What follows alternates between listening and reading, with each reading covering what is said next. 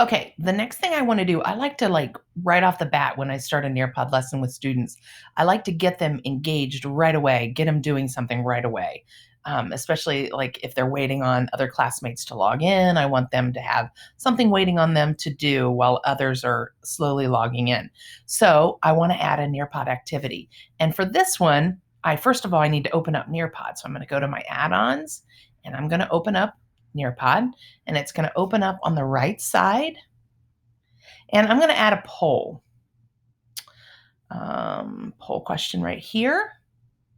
And then you can see that the Nearpod feature opens up. And I'm just going to ask my kids, have you been to Lake Erie?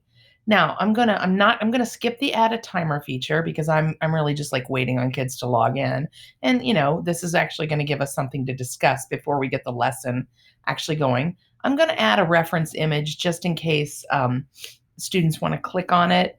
I already downloaded this reference image from my Ohio Sea Grant Flickr account. And this is the one I want. It looks like it's, you can see Perry's Monument right there. And this is actually Put-in-Bay on Lake Erie. And you can see this is one of our Ohio Sea Grant vessels here. This is, I think its name is Sparky. It's the shock boat where they're probably shocking fish so that the fish will come up so that they can collect data from them. And then the fish are okay. No fish are harmed. So I'm going to use that one as my reference image right there. And then I've got my question, have you been to Lake Erie? And I want to give them just a yes or a no for the poll. And that looks pretty good. So I'm going to save that and give that a second. Okay, and then that's going to come in and I'm actually going to be able to see that poll here as soon as it renders. And then, yeah, there we go. So poll question is right there. Okay. All right, so another thing that I like to do is, so my kids are logging on and the first kids to log on are weighing in on the poll and they're looking at my reference image. And once I get everybody logged into the poll, I like to be able to go back and push them back to the cover slide. And I can do that in the scrubber bar by just going backwards. But if I'm going to go linear, I'm going to go ahead and go to slide, duplicate this slide. So now I have two of them, but I'm going to put this one after the poll. So now if I'm going linear, if I'm just pushing the linear button, I can have this as my cover slide. I can push the poll to them really quick.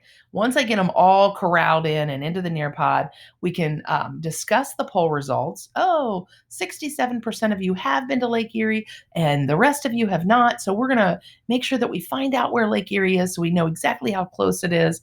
And then I can kind of really start the lesson again by going back to the cover slide and kind of explaining to them what we're doing.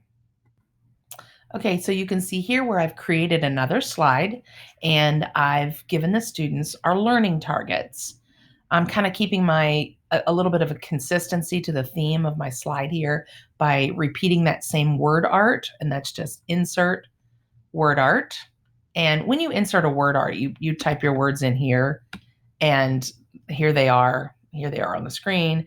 You can literally change your fonts and change your colors and that sort of thing. So I'm keeping a consistent theme, and you can see I've used my Kate Hadfield letters again, and I've given the learning targets to locate the Great Lakes and Lake Erie on a map. I'm big into maps. Everything I do, I try to put some kind of like sense of place mapping activity. I think it's important that kids know where they are on the planet. Review food chains and food webs, because remember, this lesson is being designed for after I've taught that. And then analyze a Lake Erie food web. So here I've got my cover slide, I've got my poll ready to go. I like to repeat my cover slide, and then I put in my learning targets.